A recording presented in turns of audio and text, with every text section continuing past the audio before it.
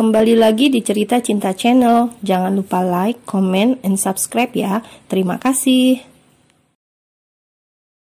Zefania Emanuela, seorang gadis 18 tahun yang nekat datang ke Indonesia seorang diri untuk menemui sang paman. Dia begitu percaya diri bahwa ia bisa berjalan sendirian tanpa saudara kembarnya dan juga sang ayah.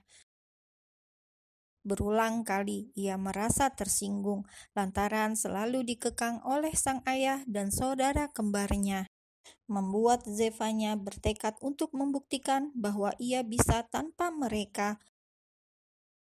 Menempuh waktu belasan jam di dalam pesawat membuat tubuh gadis itu merasa sangat lelah. Sepanjang jalan menyusuri bandara, ia tidak begitu fokus hingga dirinya tanpa sengaja bertabrakan dengan seorang wanita tua. "Bruk, aduh maaf saya tidak sengaja," ucapnya dengan tulus. Karena merasa bersalah, ia pun membantu nenek itu untuk membereskan barangnya, lalu menuntunnya ke sebuah ruang tunggu. "Nenek nggak apa-apa, maaf ya tadi saya tidak sengaja." Eyang yang seharusnya minta maaf ya nak. Gadis itu tersenyum dan menganggukkan kepala. "Eyang mau kemana? Kenapa sendirian dan bawa banyak barang lagi?" "Eyang mau pulang, cucu Eyang sedang ke toilet sebentar." Lagi-lagi Zefanya hanya menganggukkan kepala. Awalnya ia ingin menemani Eyang itu sampai didatangi cucunya karena merasa tak tega dan kasihan sendirian. Akan tetapi ia seolah baru tersadar bahwa tas dan kopernya masih tertinggal di tempat tadi dirinya bertabrakan dengan sang nenek. Dengan cepat, Zefanya segera bangkit dan pamit pergi untuk mengambil tas dan kopernya. "Hah, pada kemana?" Gadis itu memekik saat sudah tidak menemukan keberadaan tas dan kopernya di tempat kejadian. Ia mengedarkan pandangan ke sekeliling guna mencari barang-barangnya, akan tetapi semua itu nihil karena ia tidak menemukannya. Mencoba bertanya kepada orang sekitar ataupun kepada petugas bandara, namun hasilnya sama saja. "Astaga, Zefanya, bisa-bisanya kamu ceroboh di saat yang tidak tepat," keluh gadis itu menjambak rambutnya dengan frustasi. "Alamat Opah, Om Willy, dan lainnya ada di tas. Ya Tuhan, apa yang harus kulakukan?" Zefanya merogoh kantong saku di celananya. Beberapa lembar uang dolar ia temukan. Ia sama sekali tidak memiliki uang rupiah karena semuanya uang ada di dalam tas dan kini tas itu sudah menghilang. Ketika haus melanda, ia hanya bisa menelan salivanya untuk membasahi tenggorokannya. Sungguh soal nasibnya berniat membuktikan kepada sang ayah dan saudara kembarnya bahwa ia bukanlah anak manja dan bisa mandiri. Tapi nyatanya, kini ia justru malah membuktikan bahwa ia memang tidak bisa lepas dari bantuan sang ayah dan saudara kembarnya, Zafir. Haus, ia hanya bisa bergumam pelan. Ia tidak tahu lagi harus apa dan bagaimana. Dan saat dirinya sedang mengamati sekeliling, berharap menemukan barang-barangnya, tiba-tiba ia kembali bertabrakan dengan seseorang. Kali ini bukan seorang nenek-nenek seperti semula yang menabraknya, melainkan seorang laki-laki bertubuh tinggi dan kekar, dengan kacamata dan topi hitam menutup kepalanya. Jaket kulit yang terbuka sehingga menampakkan kaos putih polos menutup dada bidangnya, serta masker penutup sebagian wajah itu. Namun mampu membuat Zefanya bisa melihat bahwa laki-laki itu memiliki wajah tampan. "Bruk, set!" umpat laki-laki itu. Sangat berbeda dengan saat Zefanya bertabrakan dengan sang nenek-nenek yang mana tadi keduanya sama-sama merasa bersalah dan saling meminta maaf. Justru kini laki-laki itu malah mengumpat kasar dan enggan meminta maaf kepada Zevanya. Tentu saja hal itu justru memancing emosinya yang hanya setipis tisu dibagi 100. Sit, apa lo nggak punya mata?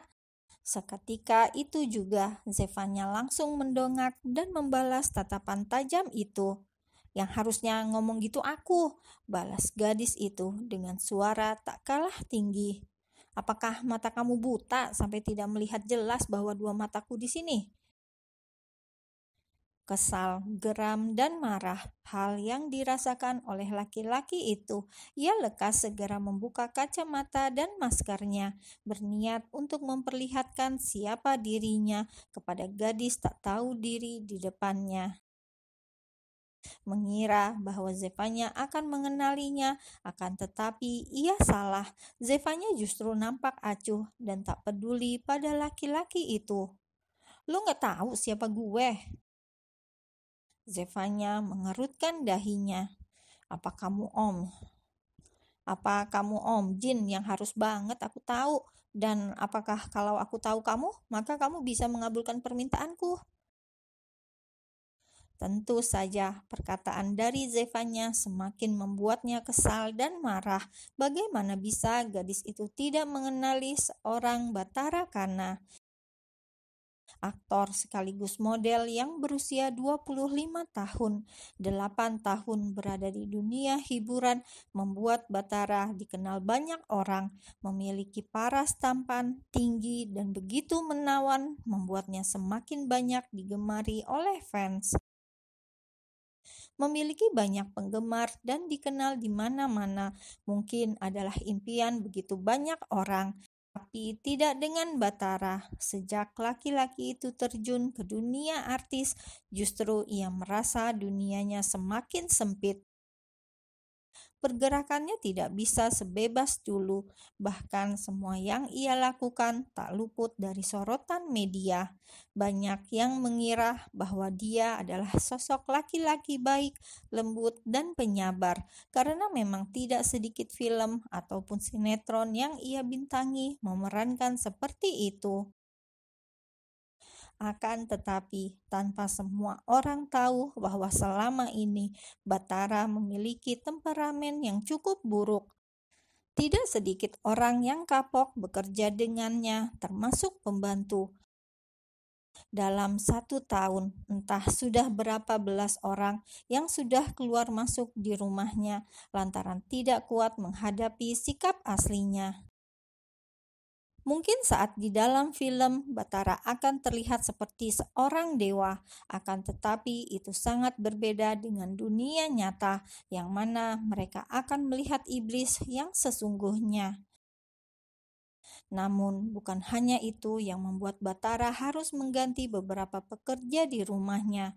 Kebanyakan orang yang melamar menjadi pembantu di rumahnya adalah fans yang ingin lebih dekat dengannya, berharap bisa dekat dan mengambil hati Bathara, tapi siapa sangka bahwa pada akhirnya mereka harus mengetahui fakta tentang siapa Bathara yang sesungguhnya.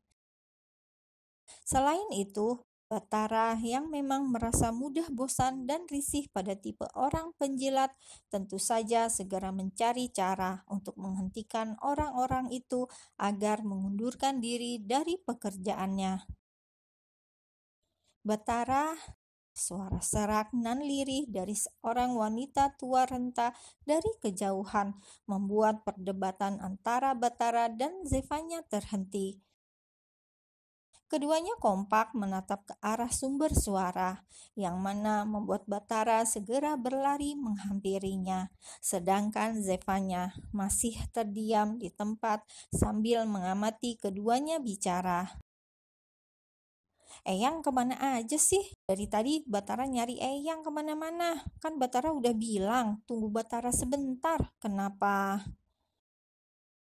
"Oh, jadi kamu cucu nakalnya Eyang," saut Zevanya tiba-tiba sudah muncul di belakang Bathara dengan raut wajah kesalnya, membuat laki-laki itu segera menoleh dan kembali menatap gadis itu tajam. Sejak kecil, ia sudah terlahir sebagai laki-laki tampan. Tidak ada satupun yang bisa menolak pesonanya. Tapi mengapa gadis itu justru tidak bisa meliriknya sedikit pun?